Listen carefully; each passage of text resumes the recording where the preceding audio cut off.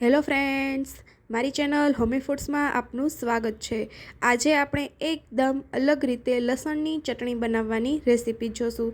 આ લસણની ચટણી દાલ બાટી રોટલા કોઈ પણ જોડે ખાવાની ખૂબ જ મજા પડે છે। અહીંયા લસણની ચટણી બનાવવા માટે મેં અંદાજિત 10 થી 12 લસણના ગાંઠિયાની કળી કરીને લીધી છે। આ કળીને આપણે ફોતરા સહિત જ લોઢીમાં શેકી લેશું। તમે ઈચ્છો તો આખું લસણ ડાયરેક્ટ ગેસ ઉપર પણ શેકી શકો છો, પરંતુ આ રીતે કળી કરીને લેવાથી કળી બધી બાજુથી એકદમ સરસ રીતે શેકાઈ જશે।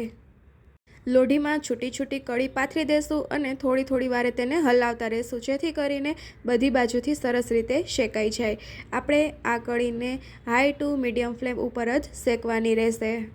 કળી શેકાય ત્યાં સુધીમાં જો હજી સુધી તમે મારી ચેનલને સબસ્ક્રાઈબ ના કરી હોય તો ચેનલને સબસ્ક્રાઈબ કરી બાજુમાં આપેલા બેલ આઇકનને પણ પ્રેસ કરી દો, જેથી મારા નવા વિડીયોની અપડેટ તમને મળતી રહે। આ કળી એકદમ ગોલ્ડન બ્રાઉન કલરની થાય ત્યાં સુધી આપણે તેને શેકવાની છે। આ લસણની ચટણી શિયાળામાં ખાવાની તો ખૂબ જ મજા પડે છે। તો હવે આપણી કળી છે તે એકદમ સરસ રીતે શેકાઈ ગઈ છે, તો તેને ઠંડી થવા દેશું। ઠંડી થાય ત્યારબાદ તેમાંથી ફોતરા ઉખેડી લેશું અને આ બધી કળીને મિક્સર જારમાં એડ કરી દેશું। ત્યારબાદ તેની અંદર થોડા આદુના ટુકડા એડ કરીશું અને કાશ્મીરી લાલ મરચું અથવા કોઈ પણ સૂકું લાલ મરચું પાણીમાં પલાળેલું તેમાં એડ કરી દેશું। કાશ્મીરી મરચું હોય તો થોડું વધારે પ્રમાણમાં એડ કરવું, પરંતુ જો તીખું મરચું હોય તો તમારી તીખાશ પ્રમાણે થોડું ઓછું એડ કરવું।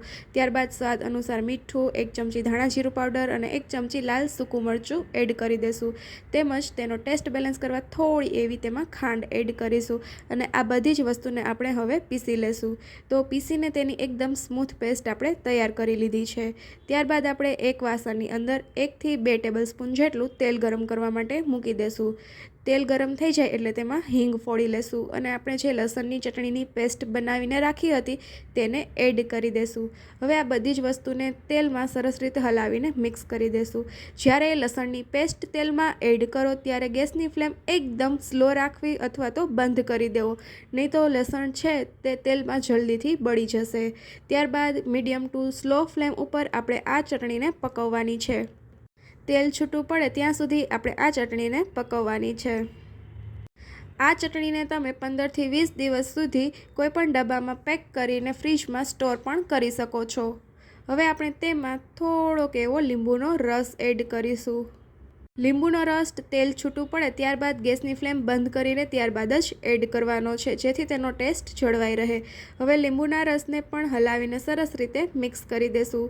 તો આપણે આ ચટણીને ત્યારબાદ ઠંડી થવા દેશું અને ત્યારબાદ તેને સર્વ કરીશું। આ ચટણીને તમે રોટલા, રોટલી, ભાખરી, દાલ બાટી કોઈ પણ જોડે સર્વ કરી શકો છો। આ ચટણી દાલ બાટી જોડે ખાવાની તો ખૂબ જ મજા પડે છે। તો તમને મારી આ લસણની ચટણીની રેસીપી કેવી લાગી તે મને કમેન્ટ કરીને જરૂરથી જણાવજો। ને જો તમને મારો વિડીયો પસંદ આવ્યો હોય તો તેને લાઈક અને શેર કરવાનું ભૂલતા નહીં। Thank you.